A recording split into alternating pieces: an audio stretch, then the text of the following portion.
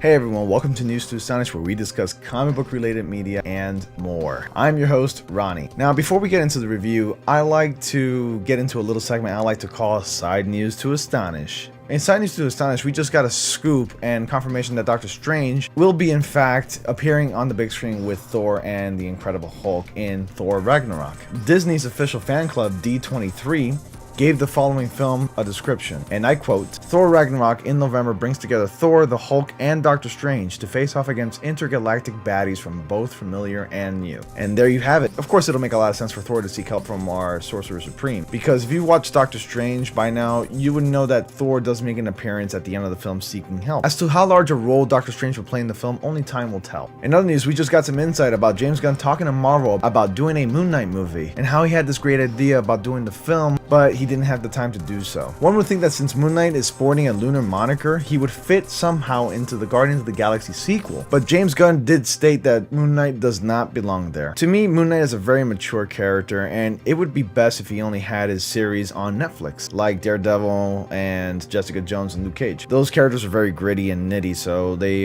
do belong on Netflix. You know, it gives them sort of like this freedom to do whatever they want with the characters and really explore the characters even more on the mature aspect. And for those of you who don't know who Moon Knight is, he's basically what you get if Spider-Man and Punisher had a baby with access to technology similar to that of Iron Man. Well, that's enough of that. This is Civil War II, issue number 7. Now, it's been a while since I've done a review on a Civil War II issue, and I had to look back on the last issue as sort of a refresher, and it ended on a sour note due to the story being a bit mundane. But thankfully, this story does pick up, and it is a lot better than the last issue. So the issue opens up with Ulysses and a few other Inhumans, including Medusa, the Queen of Inhumans. The Inhumans are expressing concern on Ulysses because his powers are growing and manifesting to its peak. While the other Inhumans are trying to get Ulysses' attention, we see Ulysses having what appears to be a vision of a distant yet depressing future. We get an appearance from Old Man Logan, and Ulysses and Old Man Logan start to have a dialogue of what is happening here. Ulysses doesn't understand what's going on, and he's wondering where the rest of the Inhumans are. And Logan just says Tony Stark happened, and that he pushed it too far, just as Ulysses is returning to his conscious state. I gotta say, when I read this issue, I felt that this issue was more personal. Yeah, it had a bunch of characters like in the other issues, but this one seemed more organized and not too cluttered. It basically took the narrative and spliced into two separate smaller groups. We really get to focus a lot on these characters in the way that they're written in this issue. Spider-Man and Captain America are the voice of reason in this issue. We got to see Ulysses' powers offer more than just a vision of a probable future. We get this sense of urgency and impending doom. On one hand, Spider-Man and Captain America make a stand and try to convince Captain Marvel and Iron Man to see to reason. On the other, the Inhuman royal family begins to panic as Ulysses' powers start growing beyond his control. Some of the weakest yet beautiful moments in this series have involved large groups of characters all piling up on each other with messy dialogue, and dialogue that just comes across scripted than something more natural, organic if you will. This is really a change of pace in the series, and I totally welcome that, because the last thing I want for the series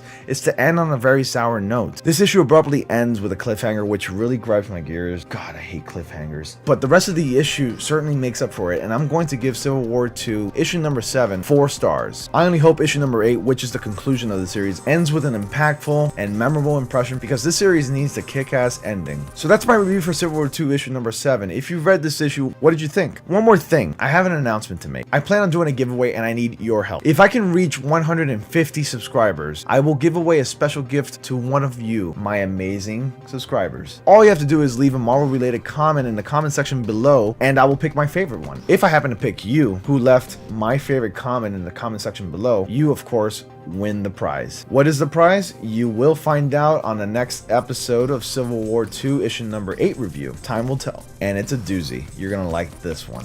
Anyways, comment down below if you like this video, hit that like button, subscribe for more comic book related media and more, and I will see you all in the next comic panel.